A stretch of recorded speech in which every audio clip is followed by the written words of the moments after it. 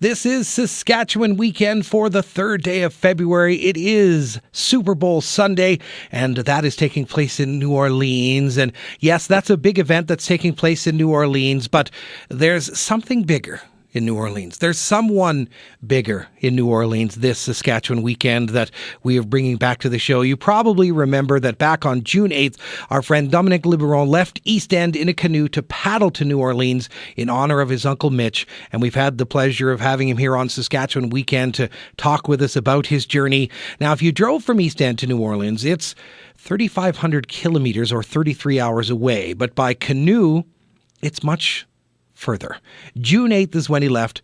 This week he arrived, and on Tuesday on the Canoeing to New Orleans in memory of my Uncle Mitch Facebook page, Dominic arrived, and he's back with us here on Saskatchewan Weekend. How do you feel, Dom, being there in New Orleans now? How are you feeling, buddy? Well, I feel good. I'm a little overwhelmed by the introduction. Thank you for the kind words. Feels great to be here. I've been working on this project for a long time. Even before I left East End, there was a lot of work that went into it, and I'm very happy that my uncle's ashes are where they belong, in New Orleans. Now, you wanted to take the ashes down there. For those who are just joining our story, your great uncle Mitch, mon uncle from Gravelburg, people who knew him well. If you didn't have a chance to know him, he was a great guy that I had the opportunity to meet once and will never forget. Why did you want to get his ashes all the way down there to New Orleans, and why go by canoe?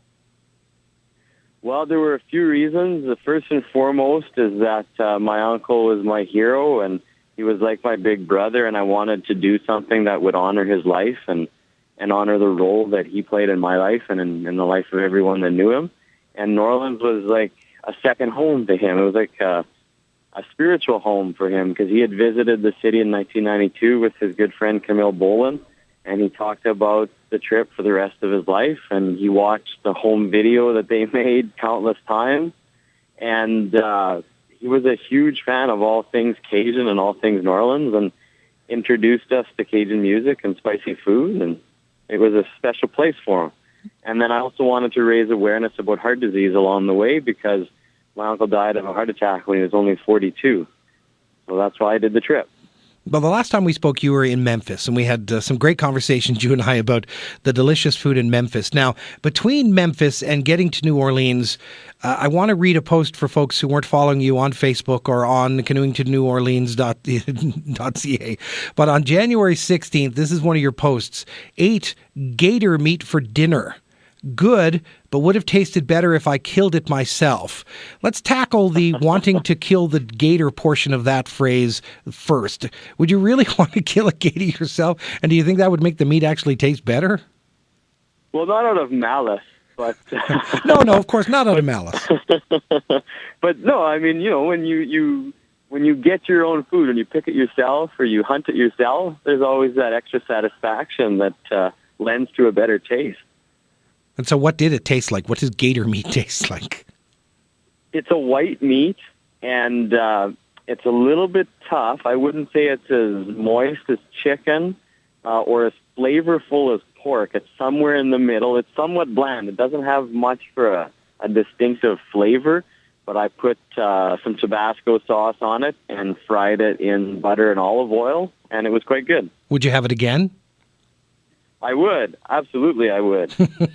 You have always been more adventurous than I am.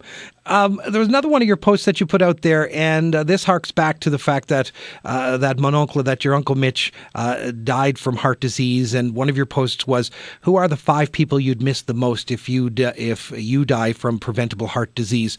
Do you think the message of spreading the word about preventable heart disease, do you think your message has gotten out there enough during this trip? Honestly, I don't. I know that it's a message that impacted some people, and those people sent me messages or told me in person that the trip had influenced them to take better care of their health.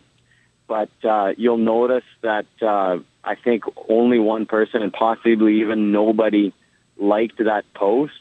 And I understand that it might be a difficult question to ask oneself and a difficult question to answer.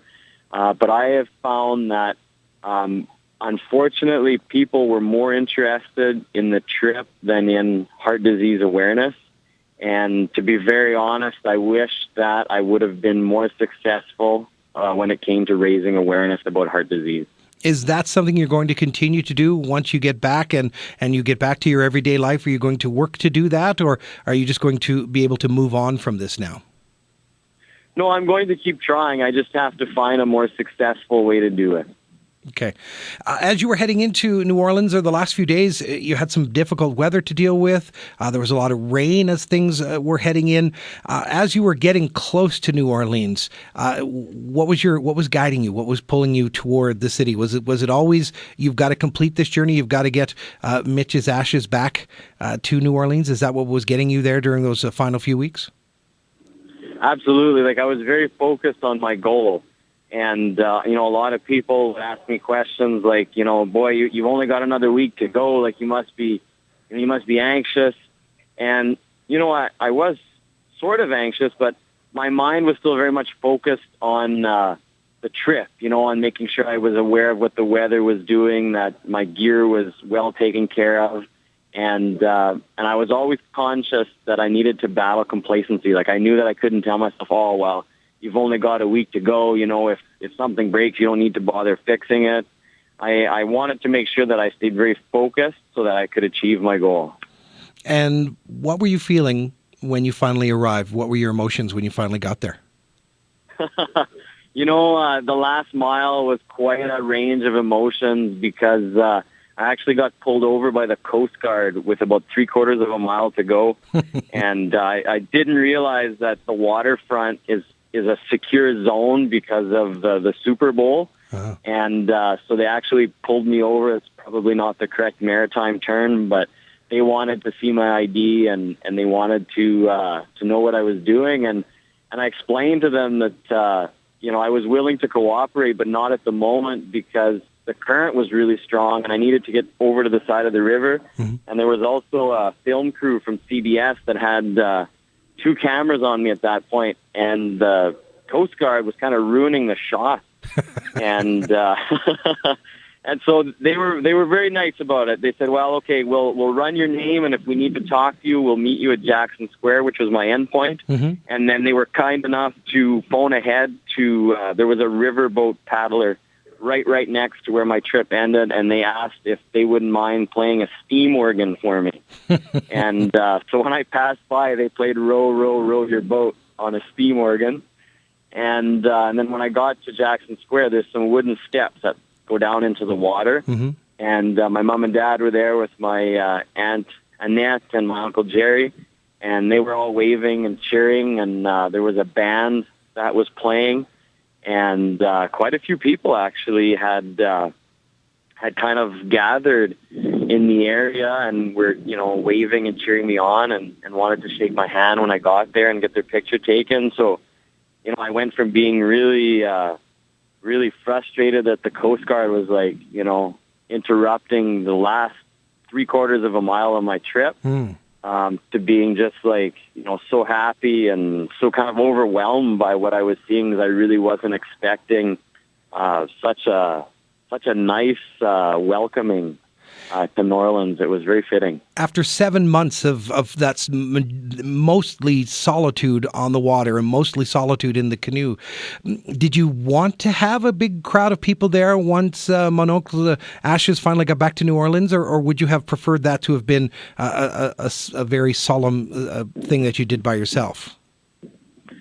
I hadn't given any thought to it, but it was nice. I thought it was a great arrival. And one of the things with Solitude is that, yes, there are times where you just sort of want to gravitate more towards being on your own. Mm-hmm. But there's other times also when you spend a lot of time by yourself, you really want company. And I find that one of the changes in this trip was that I became so much more talkative because I would go very long periods of time without talking to anyone. Mm-hmm. Wow.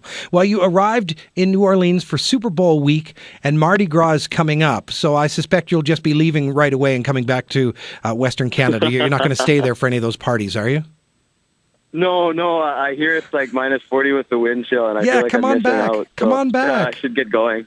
I The Super Bowl is, I'm not a huge football fan or anything like that, but I think it'll be interesting to see, like from a cultural point of view, the way Americans celebrate their sports. And from a Mardi Gras point of view, I think it's great because I want to take it all in, but I also want to march in a parade. There's a parade on Ash Wednesday. It's called the Crew of St. Anne.